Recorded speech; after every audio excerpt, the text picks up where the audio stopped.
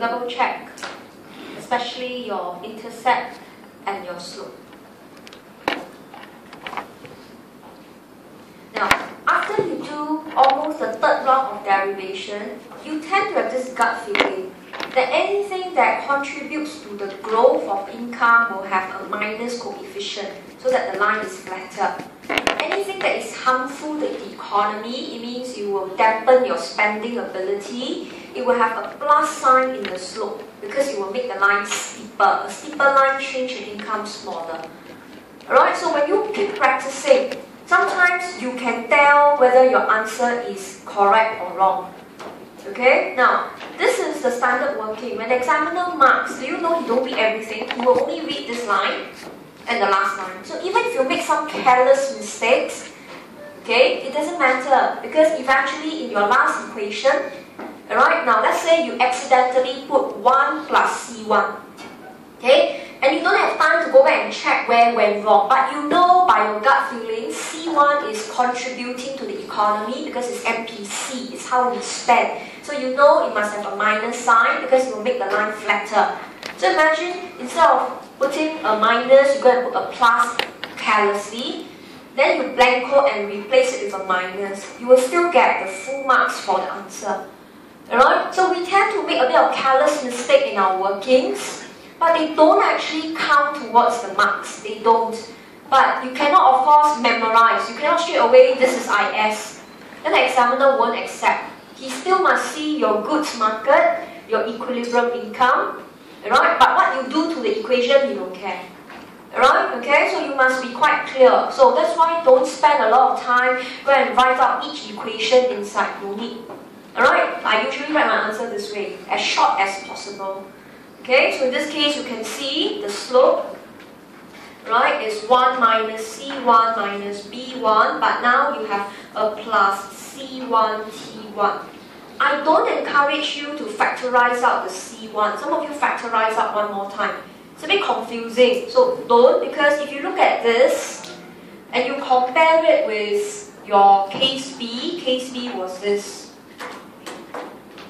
Straight away, because there's a C1 T1 with a plus, means this is larger. So if you had factorized out the C1, you yourself can't really compare. So I don't factorize. But if you want to do it and you can understand, then go ahead. So we will expect the IS to be steeper. Now let's look at the intercept, which is A bar prime over B2 versus our case B, it is A bar over B2. Remember the A bar here has a minus C1 T bar. But now this one don't have. So this intercept should be larger. So the line is steeper with a larger intercept. Right? Okay? So in this case, when we draw the diagram, okay, so we will draw the flatter case first. This is IS of case B.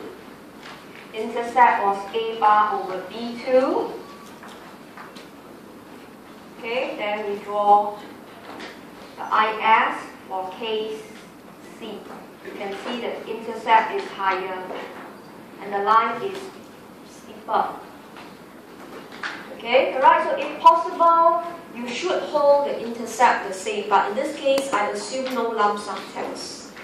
You can go and try yourself if you want to include lump sum text, you can do it. Okay, but you have to read the question to ascertain. So usually we only assume one kind of text, one at a time. We don't combine them unless the question says so. Okay, right? So, again, you can take a point. So in this case, take the point where the intercept is neater. It means they share the same point first. Right? Interest rate I0, income Y0. Okay, then let your interest rate go down. So for the standard curve, we go from A to B. That was how much income goes up, right, when interest rate goes down. But now with the steeper curve, right, A to B prime, the increase is much smaller. So you can see, as we progress in our topics, as we start to draw diagrams, we change slope. You need to draw large diagram. If you have a habit to draw very small diagram, changing the slope will create a big mess for you. And the examiner also give up reading for you. Alright, you just plainly ignore it. So draw large diagram, show your confidence level. And in fact, if you draw large diagram, you make mistake, you can blank away one line easier. Rather than you have a block of mess there. Okay, so in this case, you could see, alright, the key analysis is interest rates drop. Okay, so again, cost of borrowing goes down. Okay. Okay, firms get more funds, investment goes up. Okay, AE goes up, income goes up. Alright, but now what happened was, as income goes up, the multiplier process is C1Y goes up. Alright, investment increase one time, but there will be many rounds of consumption going up. Okay, then firms also have B1Y going up. But now you also have C1T1Y going up. So be a bit careful with this. Alright, so here you can actually see the increase in C is now smaller. Right? Okay, because the consumption function is minus C1T1Y. Right? So it's C1Y minus C1T1. So the increase in C is smaller. Okay, the increase AE is smaller. Right? So in other words, the multiplier is smaller. Right? Multiplier means this is the the induced spending that triggered through the process.